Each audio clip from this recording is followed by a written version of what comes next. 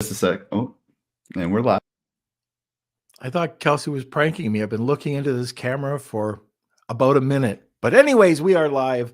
Hey everybody, it's Norm Farrar, aka the Beard Guy here, and welcome to another Lunch with Norm, the Amazon FBA and e-commerce podcast. Today, I think this is going to be a really, really great episode. We're going to be talking about 4 key performance indicators for your Amazon business.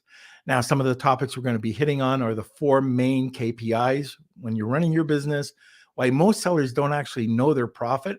And when I first got into it, that was something that until I talked to our guests, I really didn't know like some of these hidden costs. So it helped clear the fog out of my head. Anyways, and we're also going to find out about why knowing your numbers is so important when managing not only your Amazon business, but any business whatsoever. All right. So welcome to another Lunch with Norm, the Amazon FBA and e-commerce podcast. Lunch with Norm. Lunch with Norm. Lunch with Norm.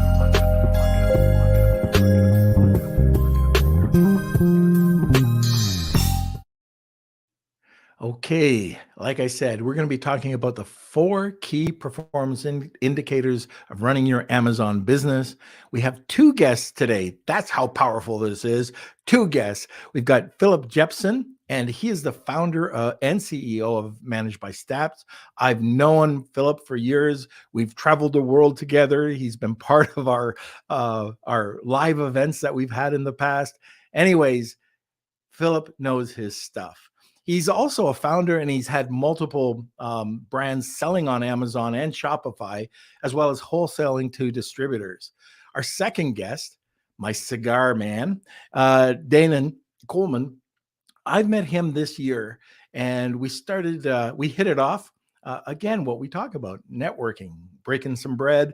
And, we both hit it off because we knew we liked cigars. So I know that, some people comment that I shouldn't be smoking cigars, but I like cigars. Danan likes cigars. And it's so great to sit down with him and just talk, for an hour about Amazon, about life, but it's all networking. And that's why it's so important. So Danan started his Amazon journey with his wife around 2010, I believe, and jumped on board with ManageByStats in 2018. And now he heads up the strategic partnerships and brand development section of the organization. So anyways, this is going to be the MBS ManageByStats podcast today. You're going to learn a ton. Oh, and by the way, I did not mention about Danan's podcast. So ManageByStats has the MBS studio and produces their own podcast. And we'll talk a little bit about that as well. All right. So before we get to Philip and Danan, let's have a word from our sponsor. As you know, at Lunch with Norm, bigger is always better. Bigger business, bigger profits, and yes, bigger lunches.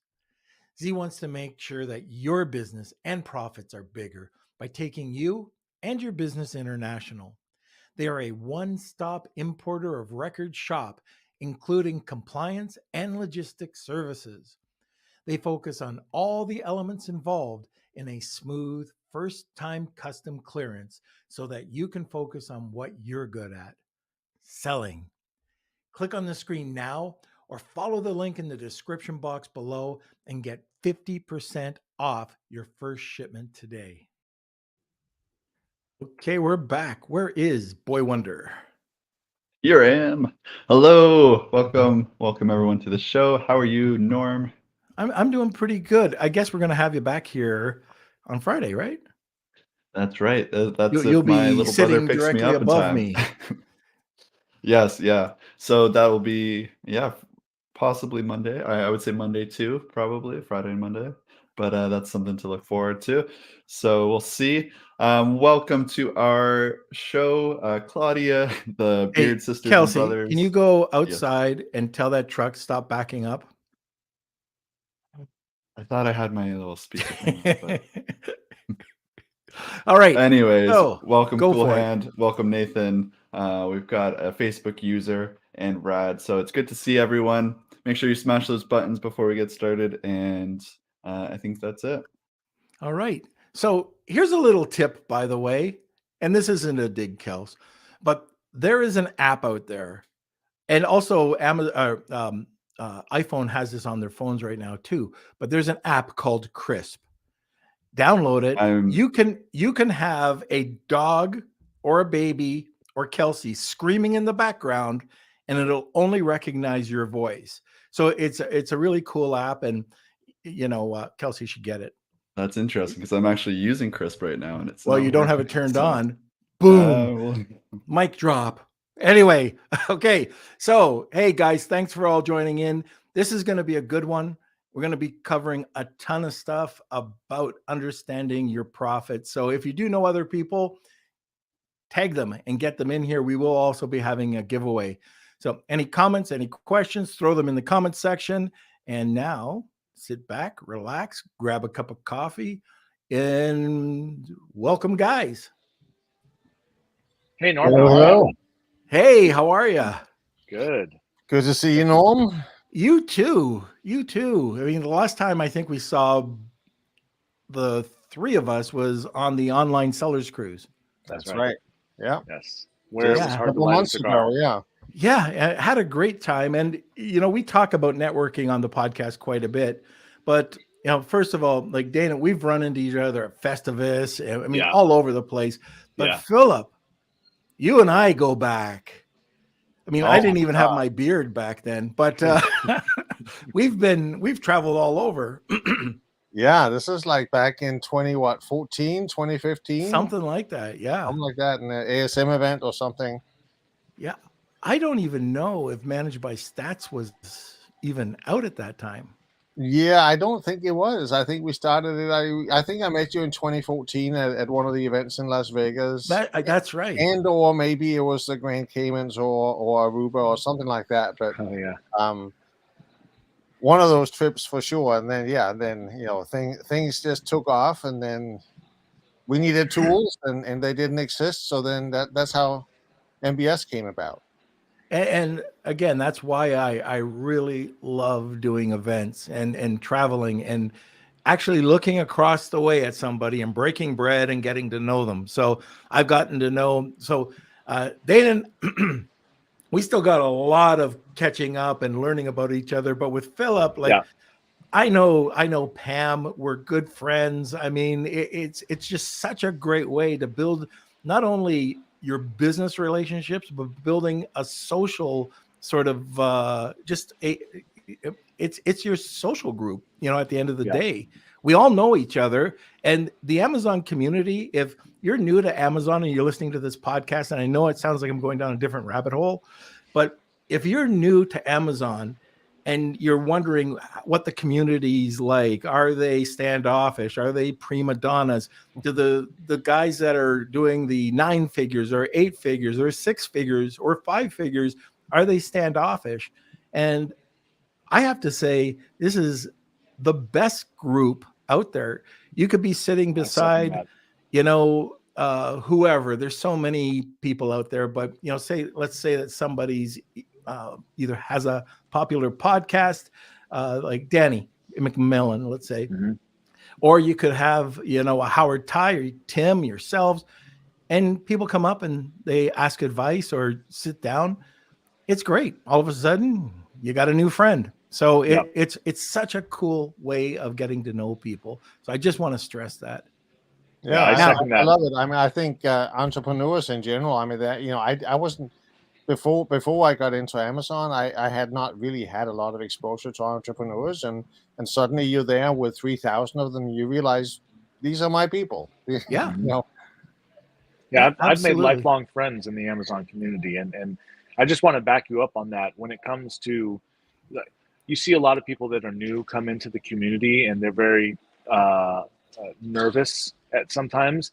But as soon as you get one person in there, then the whole group accepts that person right away. And that I have seen that so many times over. And then just like that, you're one of the crew, and then you can ask the stupid questions, which aren't stupid, they're just beginner questions, and we all know the answers. And we can, especially again on the networking thing, you can handle so much stuff, so many questions so fast by being at one meeting, and you come out knowing a month's worth of YouTube data.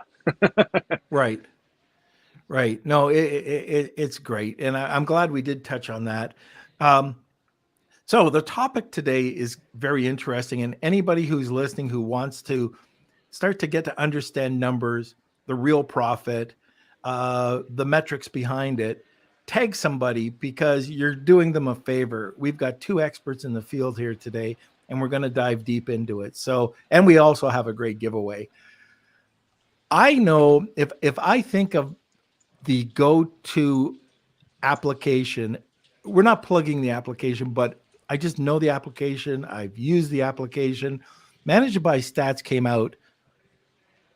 Tell me if I'm wrong, Philip, but it was because you needed to know your numbers, right? So you Yeah, just yeah. I did mean, your it thing. started in 2015. I just, I had a very, very fast success with Amazon, but I had multiple products in there, and I had several partners involved from different brands, and so we had multiple LLCs all selling through the same seller account with multiple brands, and it was really important to figure out how much profit there was for each of these different brands, right? Because I had to split the profit with my partners, and that was just in the beginning that was impossible to figure out.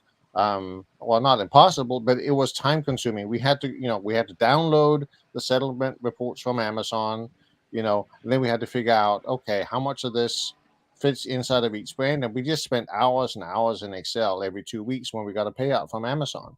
And so that was the first thing we needed to do. But as you know, once you start selling, to know what's happening with each of your ASINs, there is a whole bunch of different statistics, and Amazon doesn't make it easy. They don't break it down by statistic; they break it down by broad categories that don't really help you much. So knowing the numbers and kind of knowing what is doing well, what's not doing well, and what should we discontinue, and which ones are actually making profit at the end of the day. After Amazon has something like 17 different fees that fall under, additional fees, Wow, warehouse fees. 17. There's a bunch of Wow. categories that that some of them you just never hear about, and occasionally every 6 months or so they're going to add a new one, so that nobody's ever heard of before, and there's the when they started collecting sales taxes, then before that they were giving you the money, you had to remit it to the states. Now they collect it and they pay to the states, and now it comes in as revenue, but then they also take it out before they pay you. And of course, they take out their own fees, they take out warehouse fees, they take out long-term storage fees, they take out inbound, shipment fees. And I mean, there's just a lot. Right. Stickers, everything. Yeah. Yeah. Yeah. I mean, it's a long list.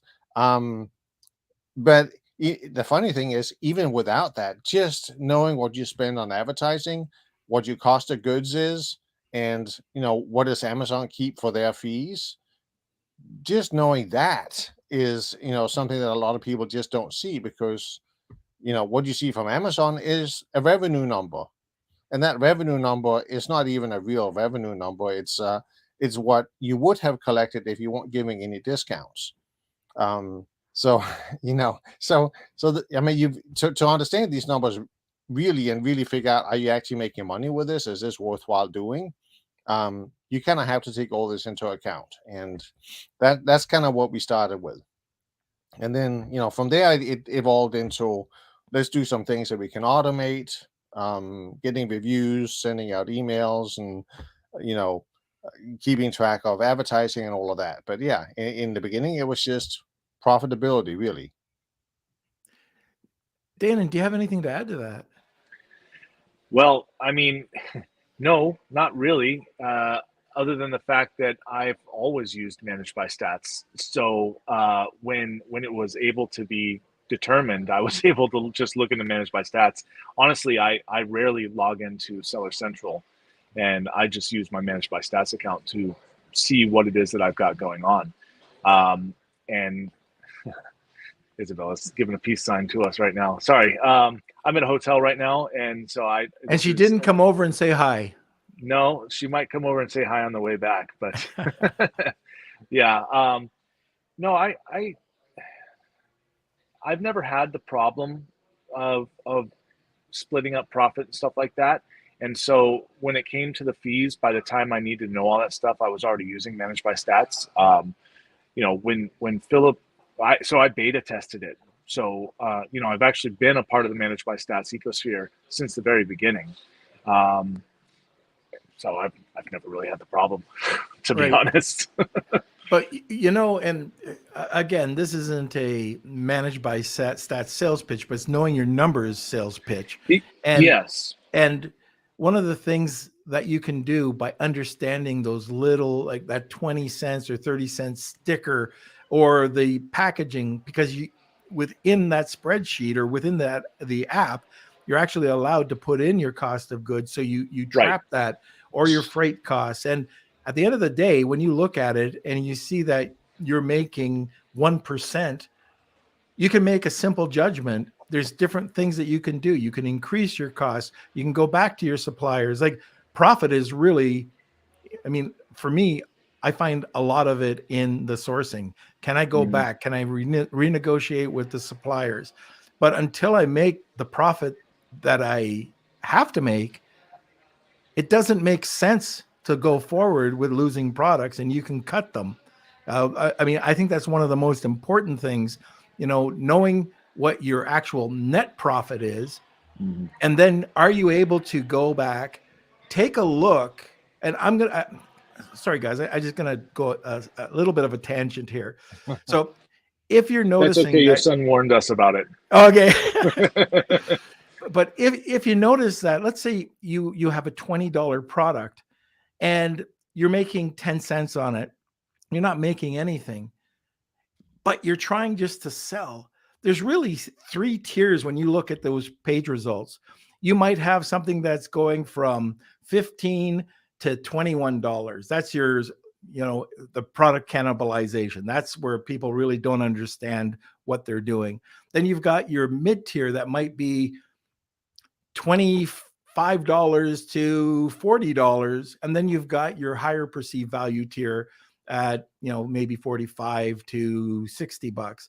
And that's where the sweet spot is finding out where that is. Is it going after that second tier? You might be losing, you might get less traffic, but you'll get way more profit. Right. And this is the starting point. And I think that's what's so important. Yeah, actually, so I've never really been a private label guy. I've done wholesale this whole time, and I've never been below $40, $39.99. That's my lowest price that I've ever sold any product for on Amazon. So, I found, now this is going back a little while. So I was able to take a $17 product, and there was no way I was going to sell it for that much. But we started out there, and then we incrementally raised the price to $50 over the course of 4 months or something like that. And every time we raised the price, we sold more. Every single time. And so, in my opinion, like there's the perceived value in the amount that you're charging for a product. And if you don't have, I'll never support anyone that sells junk on Amazon or anywhere. I just don't support it. But if you have a good product and you have competition, I always strive to be at the uppermost echelon of charging. Like I sell a blanket, it's $150, and I make so much more profit that way, and the perceived value is there, and the sales just go. That's my opinion, though. Yeah, right. I mean, it is interesting. I mean, I started out, one of my earliest products was I was buying it from China for 41 cents. And, we sold it for $12.50. And Amazon kept $6, but I was still making $6 profit on a 41-cent item. So it can be worth it. I mean, it has to be something that you can defend. It has to be something that has some IP to it. Intellectual property rights or something, so that people can't just go out there and rip it off instantly. Yes, but it can be done. I mean, it was a lot easier to do back in 2014. Well, right. It's harder to do now, but more work to do now. Yeah, that's right. Yeah. So why don't we talk about the 4 key KPIs to build your business? What are you looking at? So we were several years into this, and there are so many statistics you can look at, and there are so many products and all of that. So we, at some point we kind of went, this is a lot of work to, even with all the automation and you with MBS doing the stuff, and or whatever system you have. For collecting the data, and MBS certainly is not the only one out there doing this, but no matter what, you still end up with hundreds of graphs if you have a few products. If you have 5 products, you're ending, you have 50 or to 100 graphs that you're looking at. And we kind of went, this is, even with automation, this is a lot. And do we really need to see all of that every day? And of course you don't. But we kind of went, okay, so what do you really need to know? And so we distilled it down to number of sessions, which is basically how many times people are seeing your listing on Amazon, the conversion rate. So now you have sessions, which is, your audience, and then conversion rate, which is how well you're converting that, right? And that takes care of 2 big sections of your business.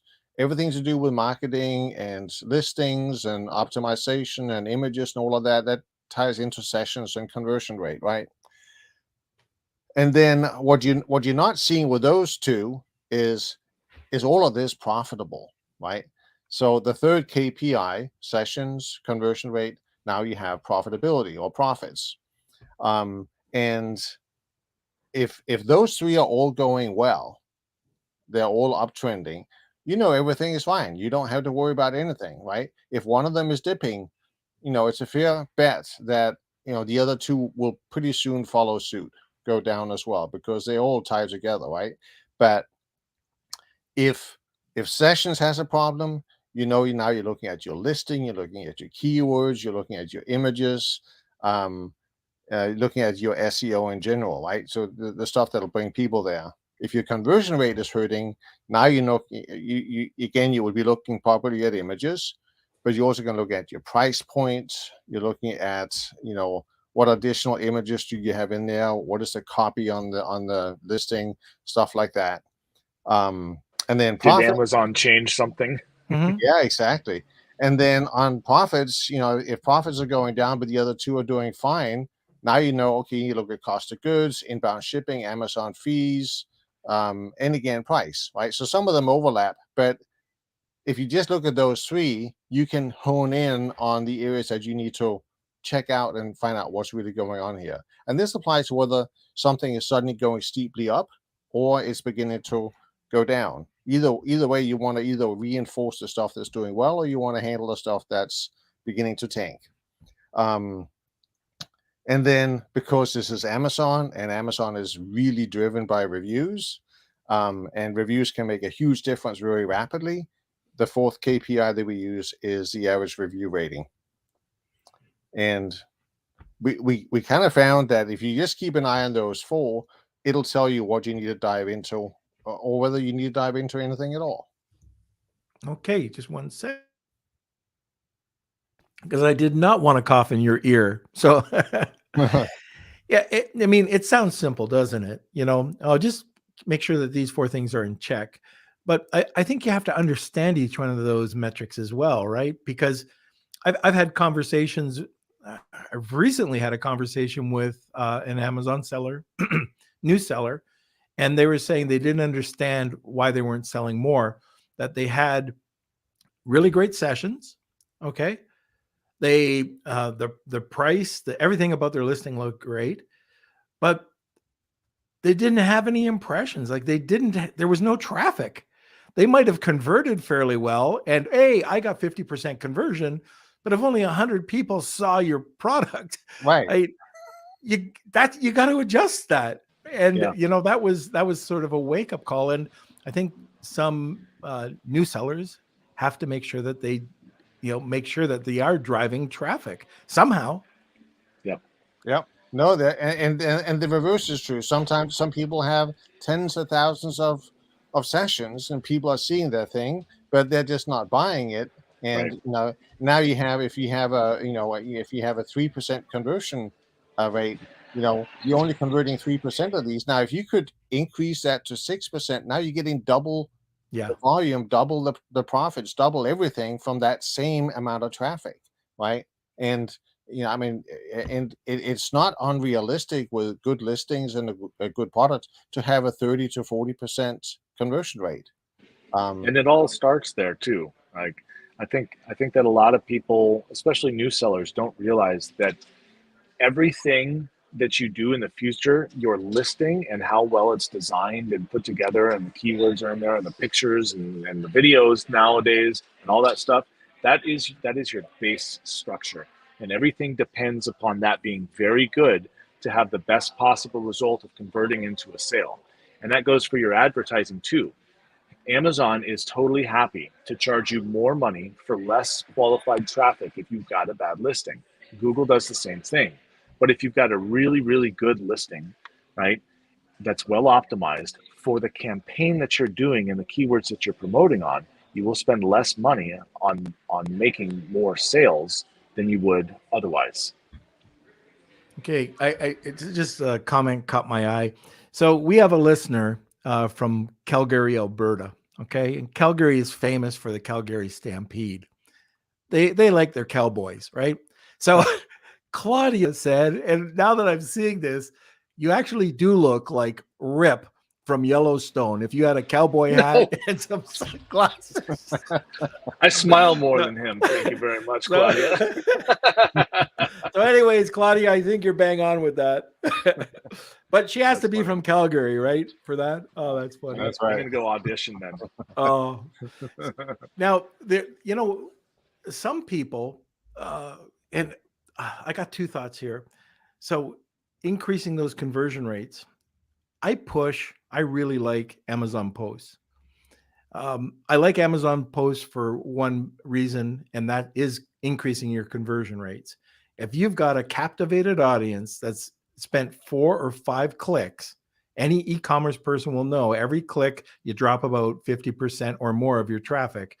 People are looking at, when they get to that final summary and they get to your listing and they click that listing, that's 4 clicks.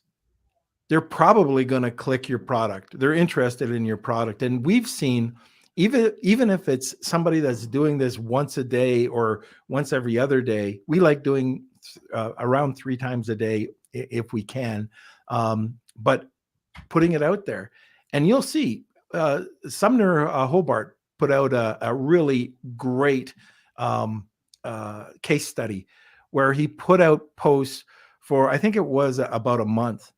And he just stopped because he didn't think he was seeing results until he went back a year later and he saw the tons of impressions that went through, and it went like how many clicks went through to his summary page. Like it's very hard to track. They don't track sales on Amazon. But I always say, if you're new to Amazon posts, let them run.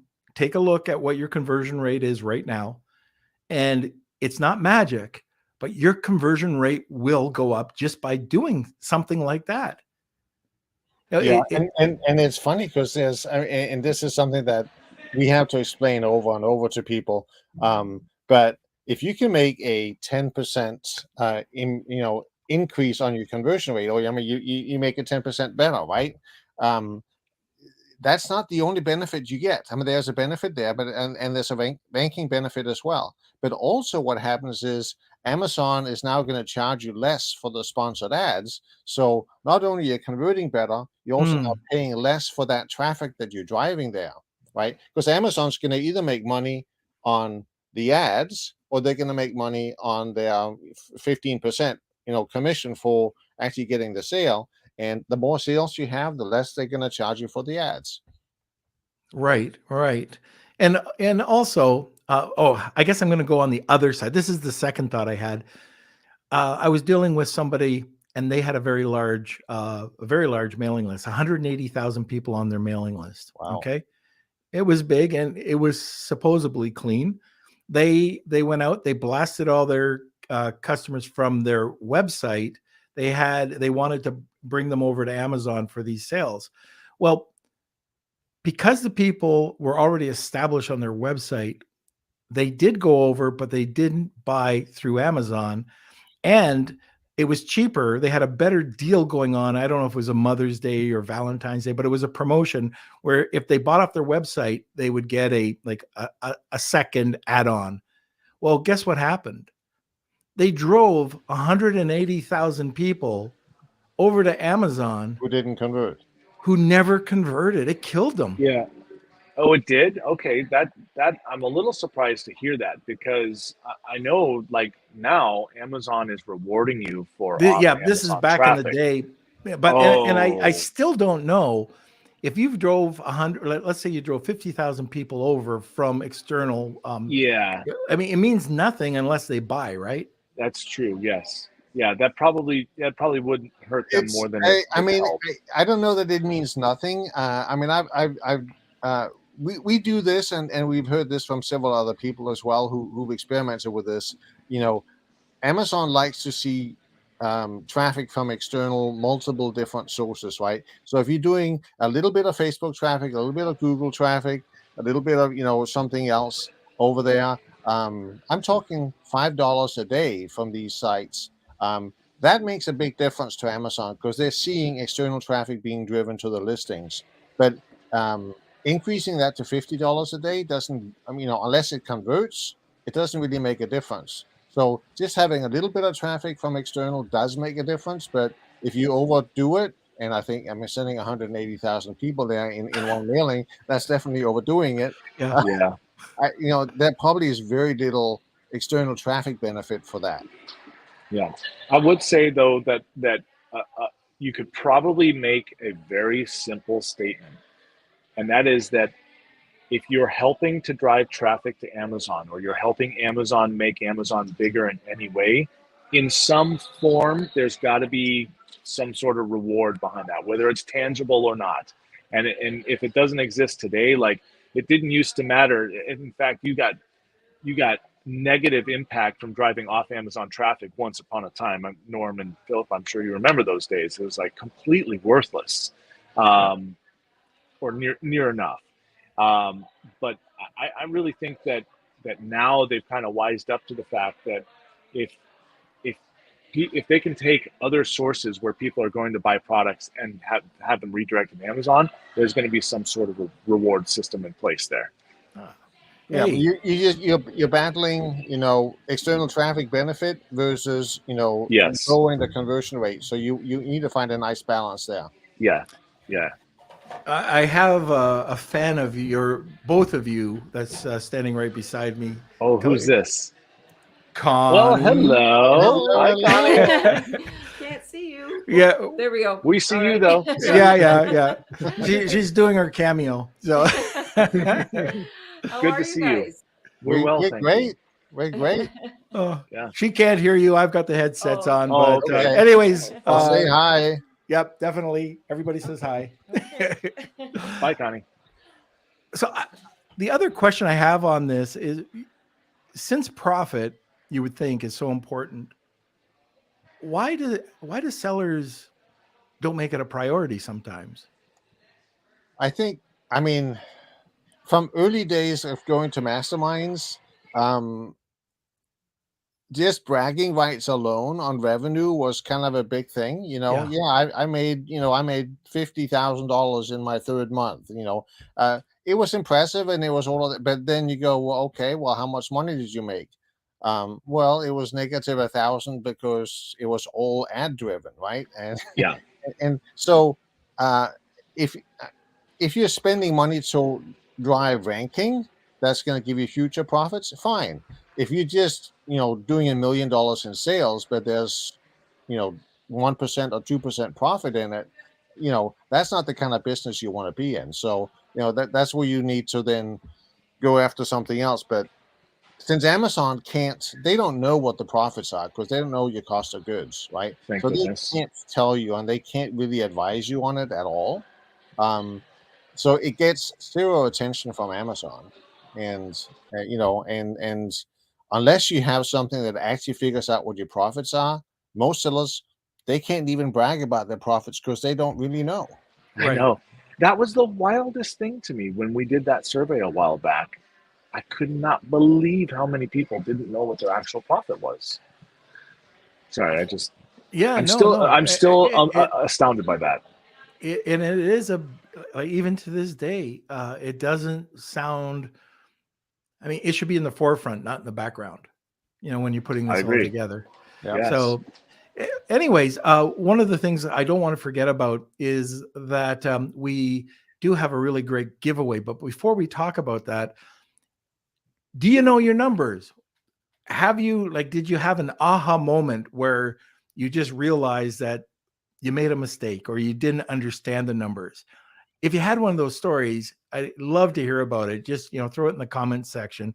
Or if you have any questions whatsoever about understanding Amazon fees or understanding your numbers, make sure you ask the question. We got two experts here, and they're happy to answer any questions. So let me see. The giveaway today. You guys want to talk about that a bit? Sure. Yeah. So we do basically a listing evaluation, and that's basically we'll look over every aspect of a listing. We normally charge $300 for that, and that's somebody gives us, hey, this is my product, this is what I'm trying to sell. These are we go in there, we look at the images, we look at the title, we look at the keywords in the back, we look at the copy, all of it, and hopefully there's enhanced brand content on there as well, and then we look at that. So we will basically look through an entire listing, and we will compare it with our checklist of all the stuff that we have learned over the years really need to be part of this, or that could help it. And then we give you a report back saying, hey, this is what we see, this is what's good, this is what's bad, this is what's ugly, and this is what we recommend that you do to make it better. Oh, that's fantastic. I know you just don't give these out. It costs $300 if you want this evaluation. So if you're interested, it's hashtag Wheel of Kelsey, tag 2 people, and you'll get a second entry. Oh, and by the way, we're also going to throw in one of our private label Legion or our Centurion League months. So that's $199 as well. Okay, so let's get back to this a bit. And just, I guess, knowing your numbers, like once you get it, there's a problem, and that's with bookkeeping. You can try to download those 17 fees right now, but unless your bookkeeper understands Amazon or e-commerce, it's a nightmare. So by using a program, an app like yours, where it's all laid out, do you find that it's easier for the bookkeepers to understand e-com? Yeah, we find a lot of people just from our side. We have bookkeepers. I mean, I have 7 brands on Amazon that I sell, so we do bookkeeping for each one. We use QuickBooks, but it could be Xero or any of the other ones. And rather than download all of that directly into QuickBooks, which is thousands or tens of thousands of transactions, we just do one entry a month.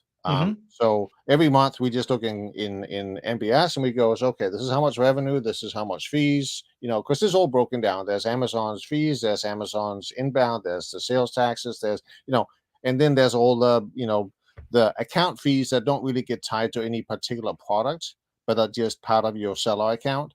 And, you can just have one screen per month and just put those things in there and you're done. I mean, it's very fast. So we have a lot of CPAs that, invited users on people's accounts, because they can just once a month go in there and just copy paste essentially right into QuickBooks. Yeah, it does simplify things. And by the way, when I first started doing this, it was every transaction was going in, and my bookkeeper and my accountant hated me. Poor people. Oh, I hate you now. Oh, okay. So what are some of the other points that we got to talk about? Like what do sellers have to know to better understand working with Amazon or their numbers? I think I can comment a little bit on this. I would say the more that you know and can see and understand, the fastest, the better you can make decisions that affect your business. Because you can, if you have to wonder and ask yourself, I'm going to spend this much, hopefully I have that much. it's so much worse if you don't have it and you didn't know. Then, oh, hey, Near, thanks for the comment there. Good to see you, buddy. Now I've lost my train of thought. Choo choo. Basically, the more data that you have, the smarter decisions you can make for your business. And if you don't know how much money you've got to work with, it's a simple decision that can cost you gobs of money. I have definitely done it. I am not perfect. That is my wife who is perfect, and that is why she runs our Amazon business. And so when I look at my account, and I've got my COGS, cost of goods is COGS, everybody, just for the new people out there. When I've got my COGS in place, it's a quick look, and then I know exactly what my profit is. I know exactly what my margin is, and I know exactly how much I have to spend on Land Rover parts. There you go. There you go. So there's that, and then there's another aspect is trends, right? So you may be having something that's going up, right? And then you go and then you start an advertising campaign on this particular date, right? And then it either goes this way or it goes this way or it starts doing this, right?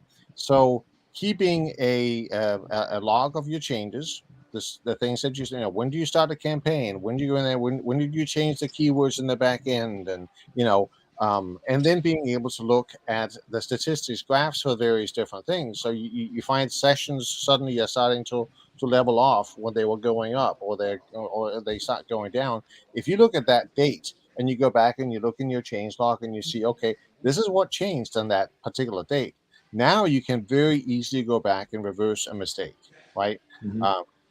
If you don't keep a log, trying to remember what happened on a Sunday 4 weeks ago, I mean, you can't, right? So it's something that we heard about from the very beginning, and and it became important enough that we just made it simple in MBS to just keep very easy put in, this is what changed on this particular day, or this is what I started, this is what I stopped, and you can show that across all the graphs. You can see that there's a change that happened, and then you can see what that change was. So I think in general, being able to just see trends, and when trends change either for the better or for the worse is really important. My God. Tim Jordan. There he is. Last time I saw Tim, he was in Puerto Rico a couple of days ago with his shirt off doing a meeting. It was disturbing. Tim, he says it last time he saw you was disturbing. That's all you need to know. He said what? Last time he saw you, it was disturbing. I get that from a lot of people pretty frequently. But you gotta let him know it's with his shirt off in Puerto Rico. No, I'm not going to tell him that part. I'm just giving him the bad news part. So basically, whatever you're saying, Danan could be completely making up. Oh yeah.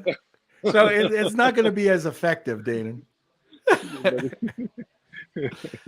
So sorry, Phil. I just saw somebody doing the robot in the back of Absolutely. Danan. And especially when it's Tim. Yeah. Especially when it's Tim. One of the other things I think we talk about trends, but it's also cash flow, isn't it? If you understand that profit and you're not making any, you better get some more cash or cash sources, because you could get stung. Yeah, it's cash flow, not debt flow. You can get stuck on cash flow even if you are profitable. Right. Yes, things are going up, and now you need to buy twice the inventory that you bought, and suddenly either you took out some profit that you shouldn't have taken out yet, or you didn't plan it. But if you have to buy twice as much inventory because things are going up, you will need some cash. Yeah, I've definitely run into that as well. I've bought a brand that way, successful brand. And I warned the person as well, but make sure, because if you get a home run, and they didn't expect to get a home run, they got a home run. Their first reorder was double, and then their next reorder was double that. Right. They just couldn't afford it. Yeah. So anyways, these are the things that we have to keep in mind when we're doing it. All right. So we've got a few questions, but is there anything else that you'd like to add before we head to the questions? Let's get some questions. All right, Kelsey. Okay, so just a second here. We'll go to the comments. All right, so Nir is asking. So first of all, he says he loves MBS with all the abilities you can get. Norm, could you please ask Danan about the colors you can set, line, and the color of events?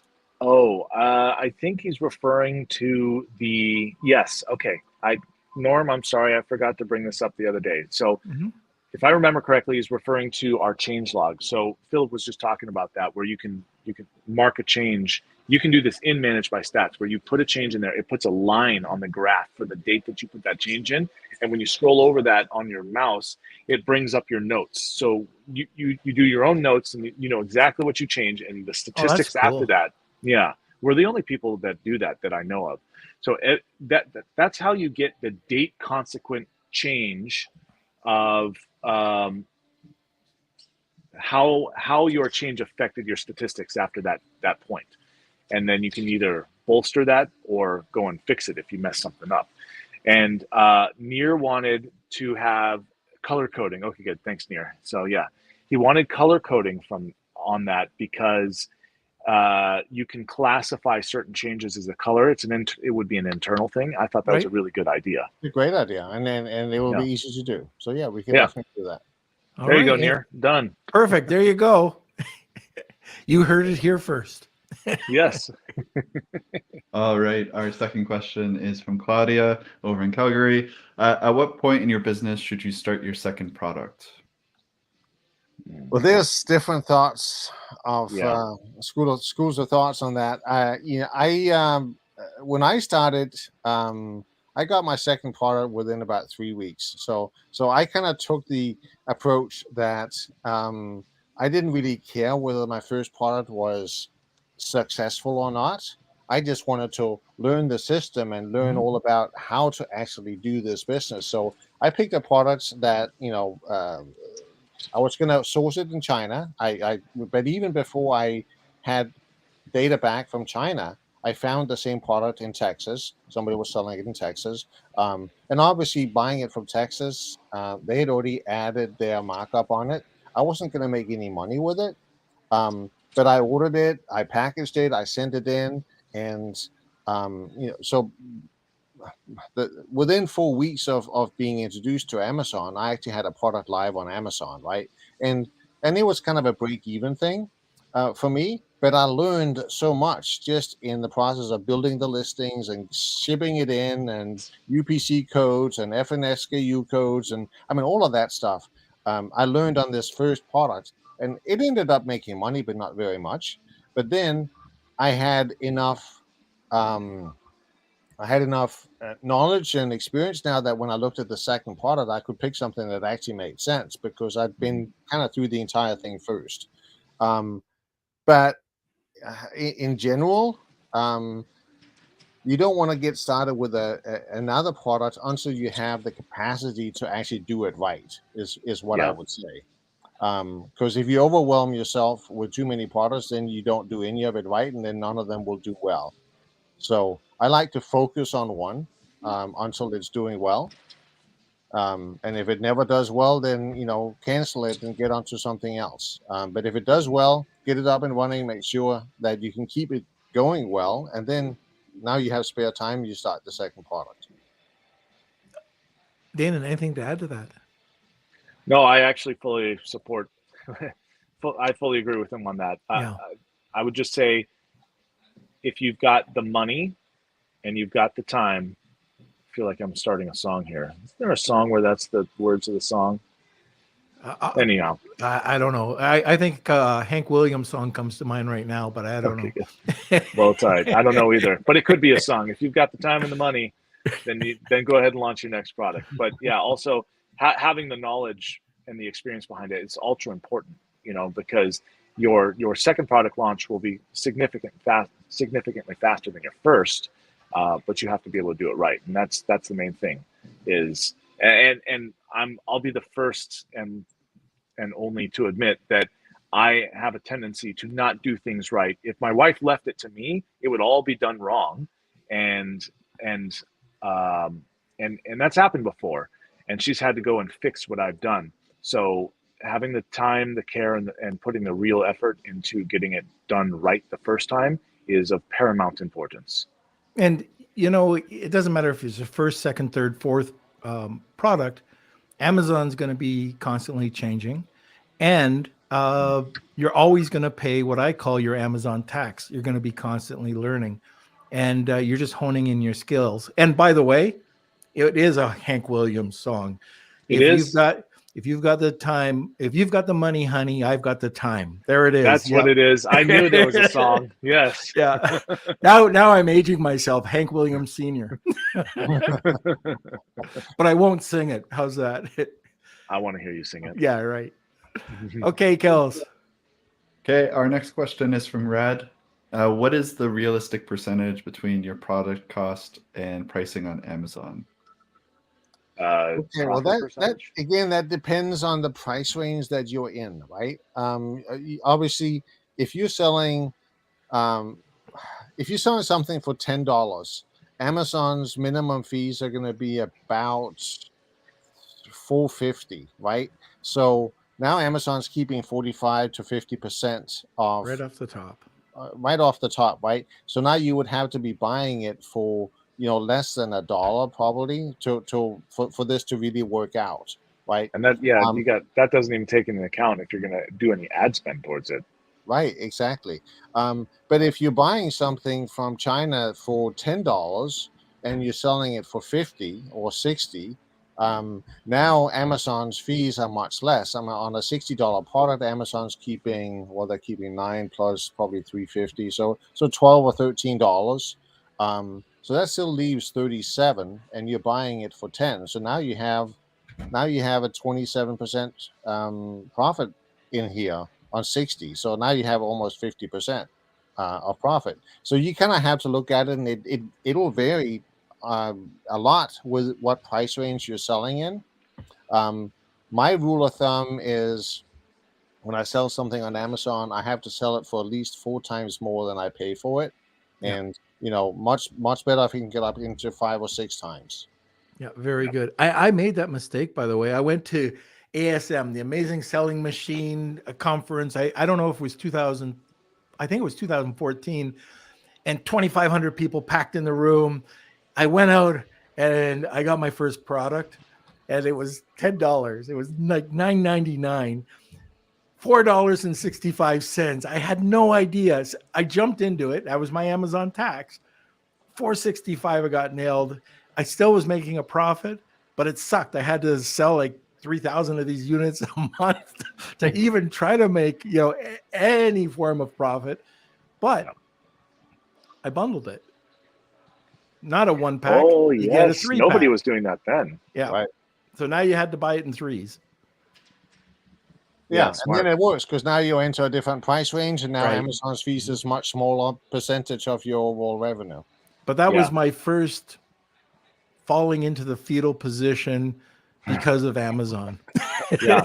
You just reminded me, we did the exact same thing. So a company reached out to us many years ago. This is probably 2012 or something like that.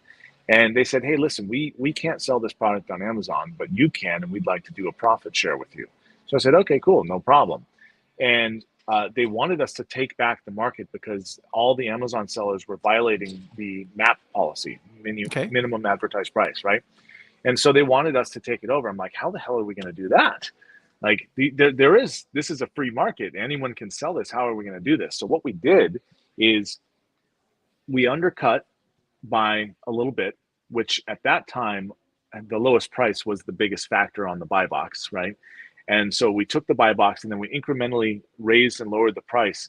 And then we started taking products and we did 2-packs, 3-packs. And then I reached out to the company and said, hey, listen, you guys offer free samples, right? So then we were doing singles with a free sample, 2-packs with a free sample, 3-packs with a free sample, 2-packs, 3-packs, and singles. And we had, if I'm not mistaken, we had a listing for every single one of these, an individual listing. And that's how we took back a vitamin market for this company, is by dominating every single search result because we had the highest sales volume because we were the only ones selling this product. And after a year or two, people caught on and started selling them as well. But that was a hyper successful model, was bundling. That Very also good. raised our profit. That's a great idea, Danan. Yeah. So sometimes you have to be creative. Yeah, totally. Creative solutions. That's how you make money. All right, Kels. Okay, so we just have two more. This one is a comment from Nir. So Nir just wants to say one more thing. ManageByStats is one of the must-have apps. Understanding how to work with it will take you to the next level or more. And then we have, I guess, one takeaway if Asif is asking for. So he launched only one product recently. As a new seller, what's your suggestion or advice for me? Is there one thing that you should take away from this call? From me on my answer, I would say the most important thing is making sure that you have a really, really well developed and polished listing, because that is your base. Philip, what do you think? Yeah, and don't skimp on the images. So, I mean, make your image, your main image in particular, really, really good. Yep. And then make the rest of the images also great, and make them, make them consistent with the listing itself. Like one way of doing this is that the 5 bullet points that you have, if you have an image that also goes along with each bullet point and explains what's in that bullet point visually, that's a good way to go. But any money spent on making your main image eye-catching and really professional is money well spent. Yeah, I'm going right along the same lines as what you're saying. There's a right where there's good money and there's bad money when you spend it. You can throw away tons of money on the wrong thing. Spend it on the right thing. Spend it on, if you're not an expert in something or if you don't understand it, make sure you're not taking the images with your iPhone. It's just, and the other thing I can highly recommend, make sure you get into brand registry. That's one thing. If you really want to build a brand, but don't forget to do some split testing. So you can do it on Amazon with Amazon Experiments, but if you need that instant information, use PickFu or a tool like that, and just see what the audience, your demographic, thinks about your title or your images. And it's not just you and your buddies or your spouse looking at going, oh, these are beautiful, because it never works out that way. Yeah, that's a mistake. I'm just so I'm make sure. I lost connection for a bit. Am I in sync You're with back. you guys on Yep. something? Okay, good. All right, good. So I definitely made the mistake where I go, you know what? I'm a genius. I love this, and it did not convert well, because in this particular case, I was not my audience, right? And so what I felt was good and fantastic and would definitely sell well was a total failure, because I was surveying only myself, and that I was not the right person to find out about that. And there was one other thing I just wanted to mention on the images, especially since the picture is what stops the person to get them to look at your listing, right? So if you're looking at all your competitors and you go, okay, this is the general feel and look of this, how can I do something that catches that person's eye and stop them? I'll tell you, one of the things is, if we have this box around me, right, where you're viewing me, if I'm the image of your product, look at how much space there is, as opposed to if this is your image, get positioned here, right here. Utilize as much space as you possibly have on at least on your initial product image, because if you fill that space up, you're going to, everything around it is white. The page of Amazon is white. So if you can dominate as much of the people's eyes as they're scrolling by to get them to stop, look at your picture, that'll lead to them actually clicking on your listing as well. I see that as a big problem. All right. And then we do have one more question, Kels, I think. Yep. So one more just came in from Cool Hand. How do you feel about giving an unknown free gift with a product as long as it is cost effective? I think it's a really good strategy. We do that. We do it with inserts. So we have an insert with our products where we say, get a free gift. And we don't specify what it is. We use it with ManyChat, and you have to set it up correctly, but ManyChat is great for that. You can't obviously make this a tit for tat on getting a review. So we never ask for reviews, but we ask them for feedback. And it's feedback to us as the manufacturer, right? So we're not asking them for any review or anything like that. So the insert has a QR code on it, and it sends them to a place where they can give feedback. And we walk them through the whole process. We find out, we know what product they bought because the QR code will identify the product, and we ask them how they like it and all of that. And then as long as they like it, we will ask them for feedback, and then they'll do the feedback, and we tell them, hey, it needs to be at least 15 words or something like that. So it's not just great, right? And then once they've done that, we tell them, hey, okay, we've just shipped your we tell them what it is, and we just shipped it to you. Here it is. And then if they were happy with the product, we also go, hey, this could actually work as a product review. If you wouldn't mind, would you also put this up as a review on Amazon? And now it's not being done as they've already written it, right? They've already taken the time to do it. So now it's you're not giving them something for doing that. It's just for them it's easy because they can just now copy and paste it straight into Amazon. We give them the link, and that works really well. You get a lot of reviews from that. But you're not incentivizing reviews or anything like that. You just ask for feedback until they've given it to you and you've exchanged for that. So that works well. Very good point. Okay. I think that's it for questions, isn't it, Kels? That's it. Yeah. So we're all finished with those. So Philip and Danan have never seen the Wheel of Kelsey. We have not. I have. I'm actually a regular watcher of your show. Thank you. We have one. Woo! Long-time listener, first-time caller here. There we go. All right. So sit back and relax and enjoy the one more thing just before you go to that. You mentioned obviously brand registry. For anybody who doesn't have brand registry, if they don't have a trademark yet, which a new seller often won't, it can take a long time to get a trademark. And Amazon requires a trademark to do brand registry, but they do have I forget exactly what it's called, but it's Fast Track or something like that. Accelerator. Exactly. So that's you're basically using one of their pre-vetted law firms to apply for the trademark, and when you do it that way, you will get brand registry in about 10 days. So way faster than the 6 months it otherwise takes. It's not your trademark, but it's your file, your registration filing number. So once they get that, it's good to go, and you got it. That's a really great point. Yeah, heed Philip's advice on this, because I did it myself, and because my corporation is my name, Enterprises, Danan Enterprises Inc. I went through 3 declines, and I think it took me 11 months to get my trademark.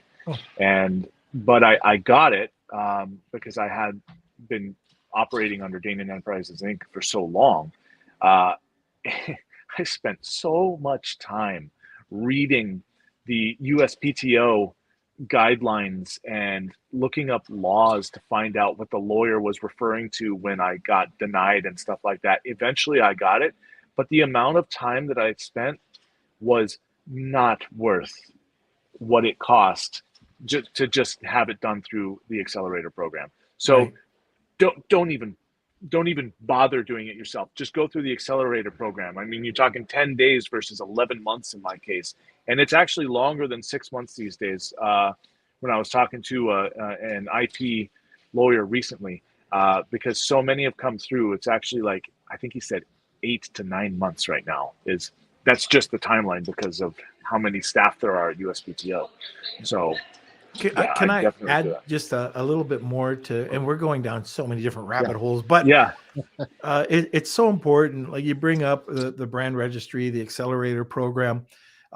One of the things I used to do this on my own.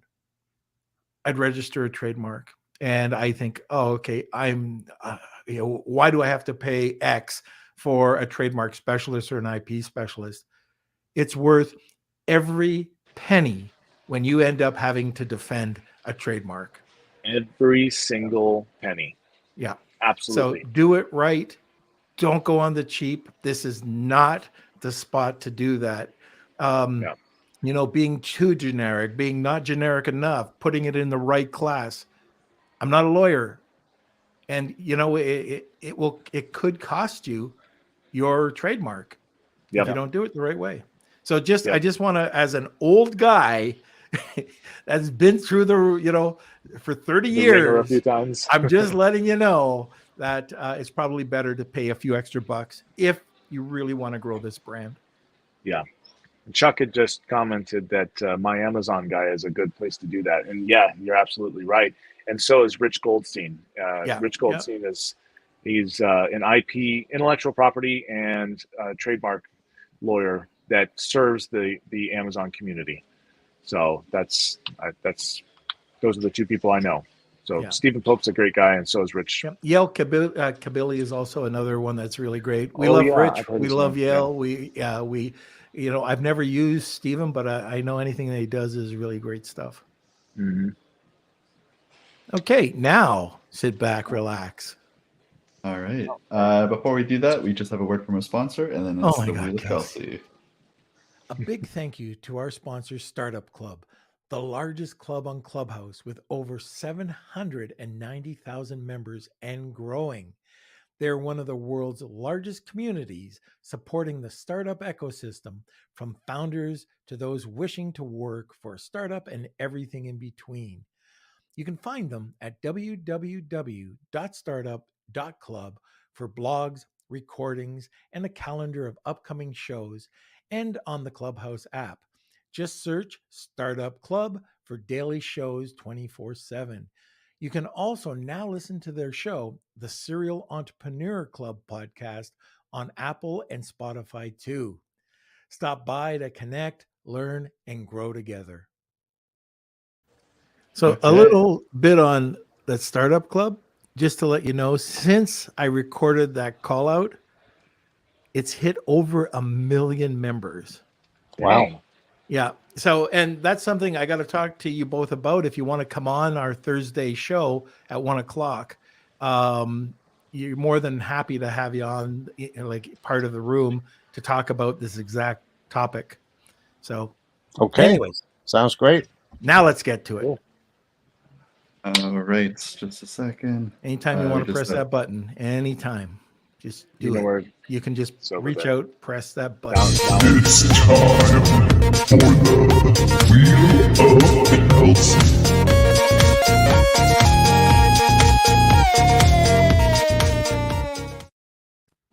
Glad to see you're doing your job.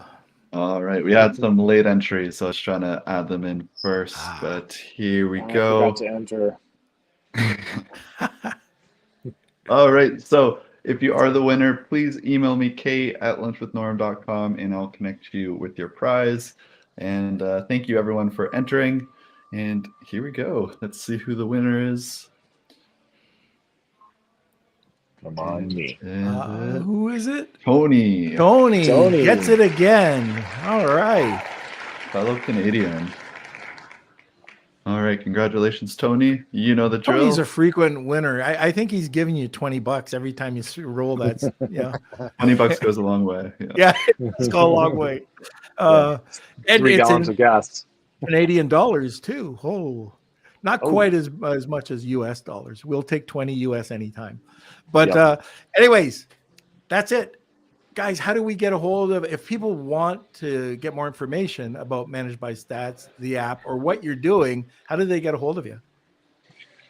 You know, that's a good question. We should probably set up you can of course go to ManageByStats.com. Yeah. But I think we should probably set up a ManageByStats.com/lunch with Norm. What do you think, Norm? That would be perfect. There we go. Done. I'll have it set up. It's not ready now, and I probably should have thought of this and done it beforehand. But right after we're off the call, I'll get that domain set up, and then we'll just give everyone a deal of some sort. I'm not going to tell you. I'm going to leave it a secret, and you get to see when you go to the domain ManageByStats.com/lunch with Norm. That's fantastic. So I didn't know about that. So that's fantastic. Well, I guess we'll find out what the deal is going to be, but that's super, Danan and Philip. Thank you so much for both of you guys for being on. It was fantastic. I saw some of the comments. People were really enjoying the information that you were providing. So thank you. Good. It's been a privilege, and it's always fun being with you, Norm. And right back at you, Philip and Danan. All right, we'll see you at some event somewhere around the world shortly. Okay. Yep. Okay. Bye, see you everybody. later. Okay, so on what is it? Wednesday. It's Friday. Friday, we've got another really great show happening. We're going to be talking to one of the top influencers out there, Gracie Ryback, and she's going to be talking about influencer marketing for Amazon sellers, a topic that everybody's interested in right now, because that's really one way that you can boost your sales. So Kelsey, where are you? Let's see. The man, the myth, the legend. There he is. That's me. Yeah. So thank you everyone for tuning in. The myth, the legend. Thank you for that. Thank you for the clarification. I just wanted to put that out there. Okay. Anyways, thank you everyone for joining today's episode. I also want to shout out Rachel Johnson Greer for coming onto the Patreon yesterday. She did an amazing job talking about Amazon Live and the different capabilities that you could achieve with that. And yeah, it was a great session. And if you're interested in joining she's incredible, isn't she? Yeah. And we're going to have her on the show soon. So yeah, she answered all of our questions in the group. So it was great. If you're interested in joining our Patreon group, this is our private group mentorship program just on the Lunch with Norm. You can go to our lunchwithnorm.com website, and there's a membership button that you can click that'll take you to the page where there's different tiers set up. So that's the Lunch with Norm website if you're interested for that. Also, you can check out our new blogs that are up every week or every other week. And if you're not a member yet, I highly recommend joining the Facebook group. That's the Lunch with Norm, Amazon FBA, and E-commerce Collective. We just had a surprise giveaway yesterday with Stephen Pope, actually, who we were talking about today, and we gave out 30 free memberships. So we got tons of people reaching out. I think we had over 60, 70 entries for that. So beautiful. You got to be a part of the member or the group to be a part of that. So make sure you join. And I think that's it. Okay, fantastic. So, like we always say, join us every Monday, Wednesday, and Friday at noon Eastern Standard Time. And thank you so much for taking part, listening to the podcast, putting up with Kelsey sometimes. But we couldn't do this without you. I mean, this is a great community. We always say this at the end of every podcast, but it's so true. This podcast wouldn't exist without our great community. So thank you. We'll see you on Friday, and enjoy the rest of your day. Lunch with Norm.